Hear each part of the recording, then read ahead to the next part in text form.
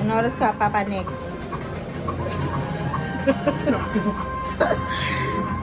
Busy ka na naman dyan sa Hi guys! Welcome to our vlog! Eto, ayan yung buhay ng aking asawa after ng work niya. Busy-busy na siya maglaro. Bawal siyang guluhin. Ano ba yung nilalaro mo, love? Aray mo. Ano nga? Ito. Anong laro yan? Sabihin natin. Anong laro? Anong laro Flight yan? yan, flight. Ano? Flight. Flight? O, ayun daw, flight daw yung nilalaro niya. Yan, masaya na siya sa ganyan na yung lagayan ng cellphone niya is baso. Tapos nakasandala sa pingganan namin.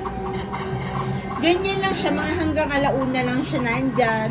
Tapos after nun, umiikot lang yung mundo niya sa bahay, trabaho, pag-aasikaso sa mga anak niya.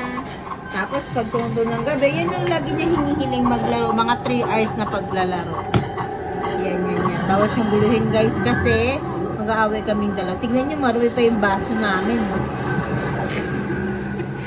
Mamaya pagpanig ko magkakape na siya, kaya pinapapanig niya na ako. Ayan. Seryoso siya, bawal siyang guluhin. Dito lang umikot yung mundo namin. Ganyan lang siya.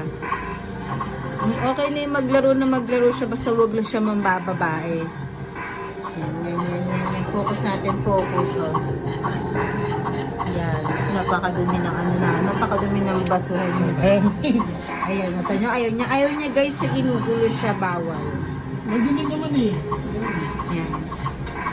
Sa simpleng, ganyan lang siya. Ano pa rice cooker namin, di ba nakikita pa sa video?